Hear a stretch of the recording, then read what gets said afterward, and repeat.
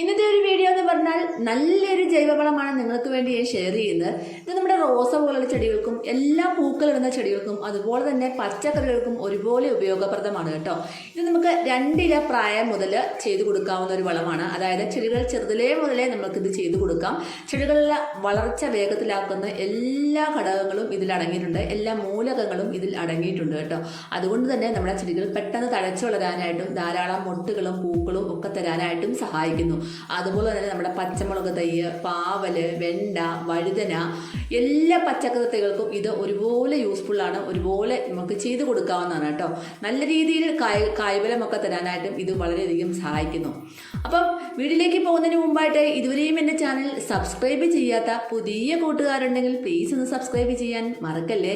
Video ഇഷ്ടമായെങ്കിൽ ഒരു like തരാനും മറന്നുപോകല്ല കേട്ടോ. അപ്പം വീഡിയോ ഫുള്ളായിട്ട് തന്നെ കാണാൻ ശ്രമിക്കുക. കറക്റ്റായിട്ട് അതിൻ്റേതായിട്ടുള്ള രീതിയിൽ നമ്മൾ ചെയ്തു കൊടുത്തു കഴിഞ്ഞാൽ തീർച്ചയായിട്ടും നമ്മുടെ ചെടികൾ നന്നായിട്ട് പൂക്കളും അതുപോലെ തന്നെ പച്ചക്കറികളും നന്നായിട്ട് കായ്ഫലവും തരുന്നതായിരിക്കും. അതുപോലെ തന്നെ കീടശല്യം ഒഴിവാക്കാനായിട്ടും ഇത് നല്ലൊരു പരിഹാരമാണ്. നമ്മൾ 15 ദിവസം കൂടുമ്പോൾ മാത്രം ചെടികളിൽ ഒഴിച്ചു കൊടുത്താൽ മതി. നല്ല റിസൾട്ടാണ് കേട്ടോ. നമ്മുടെ ചെടികൾക്ക് എപ്പോഴും സൂക്ഷ്മ മൂലകങ്ങളും ദ്വിതീയ മൂലകങ്ങളും ഒക്കെ നന്നായിട്ട് ആവശ്യമാണ്. എന്നാൽ മാത്രമേ നമ്മുടെ ചെടികൾ നല്ല വേരോട്ടം കിട്ടുകയും നല്ല രീതിയിൽ വളർച്ചയെ സഹായിക്കുകയും ചെയ്യത്തുള്ളൂ. ഓരോ കാര്യങ്ങളും ചെയ്തു കൊടുത്താൽ മാത്രമേ അതിന് നല്ല റിസൾട്ട് കിട്ടത്തുള്ളൂ. അതിനായിട്ട് ഞാൻ ഉപയോഗിക്കുന്നത് നമ്മുടെ അപ്പത്തിനൊക്കെ, അതായത് പാലപ്പത്തിന് എടുത്തേക്കുന്ന മാവിൻ്റെ ബാക്കി വന്ന മാവിൽ നിന്നും ഒരു തവിയാണ് എടുത്തേക്കുന്നത്. നിങ്ങൾക്ക് എത്രയാണ് ആവശ്യം അതിനനുസരിച്ച് മാവിൻ്റെ ക്വാണ്ടിറ്റി കൂട്ടി കൊടുക്കാം. പിന്നീട് ഞാൻ എടുത്തേക്കുന്ന ഒരു ചായ കൊടുക്കുന്ന ഒരു കപ്പിനകത്ത് നിറച്ച് പുളിച്ച കഞ്ഞിവെള്ളമാണ് എടുത്തേക്കുന്നത്. പുളിക്കാത്ത കഞ്ഞിവെള്ളം ധാരാളം പൊട്ടാഷ്യം കണ്ടന്റ് അടങ്ങിയതും പുളിച്ച കഞ്ഞിവെള്ളത്തിൽ ധാരാളം നൈട്രജൻ കണ്ടന്റും അടങ്ങിയിട്ടുണ്ട് കേട്ടോ. അപ്പോൾ പുളിച്ച കഞ്ഞിവെള്ളമാണ് ഞാൻ എടുത്തിരിക്കുന്നത്. അപ്പോൾ ഇത് പുളിപ്പിച്ച് ഉപയോഗിക്കുന്നുണ്ട്. പുളിപ്പിച്ച കഞ്ഞിവെള്ളം തന്നെയാണ് എടുത്തേക്കുന്നത്. മാവും പുളിച്ചതാണ്. അപ്പോൾ ഇത് രണ്ടും കൂടെ നന്നായിട്ട് മിക്സ് ചെയ്തതിന് ശേഷം നമ്മൾ ഒരു 2 ദിവസം നന്നായിട്ട് അടച്ചു വെക്കുക കേട്ടോ. അപ്പോൾ രാവിലെ തുറന്ന് ഇളക്കി കൊടുക്കണം, അല്ലെങ്കിൽ ഇത് ഗ്യാസ് ഫോം ചെയ്ത് ഇത് പുറത്തേക്ക് ചാടാനുള്ള സാധ്യതയുണ്ട്. അതുകൊണ്ട് നന്നായിട്ടൊന്ന് ഇളക്കി കൊടുത്താൽ നന്നായിരിക്കും. പുളിപ്പിച്ച തേങ്ങാവെള്ളത്തിൽ നമ്മുടെ ചെടികൾ നല്ല രീതിയിൽ പൂടാൻ സഹായിക്കുന്ന മഗ്നീഷ്യം, അതുപോലെ തന്നെ ചെടികളുടെ വളർച്ച ത്വരിതപ്പെടുത്തുന്ന കാൽസ്യം എന്നിവ ധാരാളമായിട്ട് അടങ്ങിയിട്ടുണ്ട്. അതുകൊണ്ട് തന്നെ ഇത് ചെടികൾ വളരെയധികം നല്ല ഹെൽത്തി ആയിട്ടും നല്ല തഴച്ചു വളരുകയും അതുപോലെ തന്നെ നിറയെ മൊട്ടുകളും പൂക്കളും ഉണ്ടാവാനായിട്ട് തന്നെയും ഈ ഒരു പുളിച്ച തേങ്ങാവെള്ളം സഹായിക്കുന്നു. അതുപോലെ തന്നെ ചെടികളുടെ വളർച്ചയ്ക്ക് അത്യന്താപേക്ഷിതമായ നല്ല ബാക്ടീരിയകളുടെ വികസനത്തിന് ഈ തേങ്ങാവെള്ളം ഉത്തമമാണ്. അപ്പോൾ തേങ്ങാവെള്ളം ഇതുപോലെ ബാക്കി വന്നു കഴിഞ്ഞാലും ഒക്കെ നമ്മൾ കളയാതെ തന്നെ ഇതുപോലെ സൂക്ഷിക്കാം. പുളിപ്പിച്ച് തന്നെ ചെയ്തു കഴിഞ്ഞാൽ നമുക്ക് ഇതുപോലെ ചെയ്തു കൊടുത്താൽ നല്ല റിസൾട്ടാണ്. പുളിപ്പിക്കാതെ നമുക്ക് ചെടികളുടെ ചോട്ടിൽ ഒഴിച്ചു കൊടുക്കാം. അതിനകത്ത് ധാരാളം പൊട്ടാഷ് കണ്ടന്റ് അടങ്ങിയിട്ടുണ്ട് കേട്ടോ. അപ്പോൾ ഇത് ഞാൻ അത്യാവശ്യം പുളിച്ചിട്ടുണ്ട്. ഒരു ദിവസം ഫുള്ള് വെച്ചിരുന്നതാണ്. തലേന്നൊന്ന് രാത്രിയിൽ വെച്ചിട്ട് പിന്നെ ഒരു ദിവസം ഫുള്ള് വെച്ച് വൈകുന്നേരമാണ് എടുക്കുന്നത്. നിങ്ങൾക്ക് 2 ദിവസം 3 ദിവസം പുളിപ്പിച്ച് കൊടുക്കാം, കുഴപ്പമൊന്നുമില്ല. അപ്പോൾ ഇതിലേക്ക് ഞാൻ ഏകദേശം 1 കപ്പ് കിട്ടിയിട്ടുണ്ട്. അതിലേക്ക് ഞാൻ 1 ലിറ്റർ വെള്ളമാണ് ഡൈല്യൂട്ട് ചെയ്യുന്നത്. എന്നിട്ട് നന്നായിട്ട് ഡൈല്യൂട്ട് ചെയ്തതിന് ശേഷം നമ്മുടെ റോസ പോലുള്ള ചെടികളിലും പൂക്കളുള്ള ചെടികളിലും പച്ചക്കറികളിലും എല്ലാം ഇത് ഉപയോഗിച്ച് കൊടുക്കാം. അപ്പോൾ റോസയിലൊക്കെ നമ്മൾ ഒഴിച്ചു കൊടുക്കുമ്പോൾ എന്തെങ്കിലും മുരടിപ്പോ കാര്യങ്ങളോ ഒക്കെ ഉണ്ടെങ്കിൽ അതൊന്ന് കട്ട് ചെയ്യണം.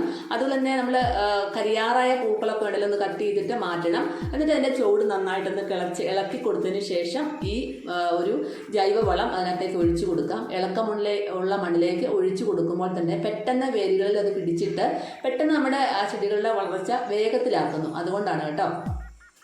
അപ്പോൾ ഇങ്ങനെയുള്ള കാര്യങ്ങളൊക്കെ നമ്മൾ ആഴ്ചയിൽ 15 ദിവസം കൂടുമ്പോഴൊക്കെ ചെയ്തു കൊടുത്താൽ മതി. ഇത് നമ്മൾ 15 ദിവസം കൂടുമ്പോൾ ചെയ്തു കൊടുത്താൽ മതി. അല്ലാതെ ആഴ്ചയിൽ ചെയ്തു കൊടുക്കുന്ന ഒരു നിർബന്ധവും ഇല്ല. മാറി മാറി വളപ്രയോഗം ചെയ്യണം. എന്നാൽ മാത്രമേ നമ്മുടെ ചെടികൾക്ക് നല്ല പ്രോട്ടീനും കാര്യങ്ങളും ഒക്കെ കിട്ടത്തുള്ളൂ. ചെടി നല്ല ഹെൽത്തി ആയിട്ട് വളരുകയുള്ളൂ. അതുപോലെ തന്നെ ഇത് നമ്മുടെ പച്ചമുളക് തൈക്ക് ചെറുതിലേ ഉള്ള പച്ചമുളക് തൈക്ക് ഒഴിച്ചു കൊടുക്കാം. പച്ചക്കറി തൈകളൊക്കെ ചെറുതിലേ തന്നെ 2 ഇല പ്രായമാകുമ്പോൾ തന്നെ നമ്മളിത് ഒഴിച്ചു കൊടുക്കുന്നതിന് യാതൊരു കുഴപ്പവുമില്ല. നല്ല റിസൾട്ട് തന്നെ കിട്ടും. നിങ്ങൾക്ക് തന്നെ കാണാൻ സാധിക്കും നല്ല റിസൾട്ട് കിട്ടും. അതുപോലെ തന്നെ ഞാൻ പാവൽ നട്ടതിൽ ധാരാളം പാവയ്ക്ക ഉണ്ടാവുന്നുണ്ട്. ഒരു പാവയ്ക്ക ഇത്രയും വലുതായിട്ടുണ്ട് കേട്ടോ. ഞാൻ ആദ്യമായിട്ടാണ് പച്ചക്കറി തൈകളൊക്കെ നട്ടുപിടിപ്പിക്കുന്നത്. നിങ്ങളെ ഞാൻ ആദ്യമായിട്ട് ചെയ്ത് കാണിച്ചിരുന്ന വീഡിയോ ഞാൻ ഇതിനെപ്പറ്റി വലിയ ബോധമൊന്നുമില്ല. എന്നാൽ പച്ചക്കറി തൈകൾ നട്ടുപിടിപ്പിക്കുന്നതിനെ പറ്റി. പക്ഷെ അത് ഞാൻ പഠിച്ചു. നമുക്ക് നന്നായിട്ട് തന്നെ വരുന്നുണ്ട്. അപ്പോൾ എനിക്ക് ചെയ്യാമെങ്കിൽ തീർച്ചയായിട്ടും നിങ്ങൾക്കും ചെയ്യാവുന്ന ഒരു ഉദാഹരണമാണ്. 1-2 പച്ചക്കറിയൊക്കെ നമ്മൾ ചെയ്ത് ആദ്യം നോക്കുക. അതിനുശേഷം നമുക്ക് അതിന് റിസൾട്ട് ഉണ്ടെങ്കിൽ നമുക്ക് അടുത്തതിലായിട്ട് കടക്കാവുന്നതാണ്. ഗ്രോ ബാഗിലാണ് ഞാൻ ഞാൻ പാവൽ വെച്ചിരുന്നത്. പാവലെ കിളുത്ത് കഴിഞ്ഞൊന്ന് വള്ളി വീശുന്ന സമയത്ത് ഇതുപോലൊരു വല കെട്ടി നെറ്റ് പോലെ എന്തെങ്കിലും കെട്ടി കൊടുക്കുന്നത് പെട്ടെന്ന് അതിലേക്ക് പടർന്ന് കയറിക്കോളും. അപ്പോൾ പൂക്കളും മൊട്ടുകളും ഒക്കെ ഉണ്ടായി തുടങ്ങുന്ന സമയത്ത് പാവയ്ക്കൊക്കെ ആയി വരുന്ന സമയത്ത് പാവയ്ക്കാന്ന് വലുതാകുന്ന സമയത്ത് നമ്മളൊന്ന് കുമ്പിള് കുത്തി കൊടുക്കണം. അതുപോലെ തന്നെ ഷിമ്മി കവർ പോലത്തെ എന്തെങ്കിലും കവർ വെച്ച് കെട്ടിക്കൊടുത്താലും അതിനകത്ത് സുരക്ഷിതമായിട്ട് തന്നെ ആ പാവയ്ക്ക വളർന്നോളും, കിടശല്യമൊന്നും ഉണ്ടാകത്തില്ല.